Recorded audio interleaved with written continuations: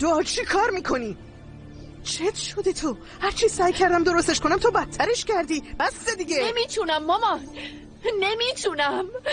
من جاغون شدم دیگه، باختم. نمیفهمی؟ حق نداری. شنیدی؟ حق نداری. به خاطر خودت، به خاطر بچت، به خاطر من، به خاطر خواهرت، مادر بزرگت، بابات نمیبازی. تمام. مشت خوردی سرتو بالا میگیری، زخمی شدی پانسمان میکنی، افتادی دوباره بلند میشی. فهمیدی؟ تو این کشور زن بودن همینه. تو هیچ کاری نکردی، فقط در حقت بی انصافی شد. حالا هم بابت این گریه نمی کنی.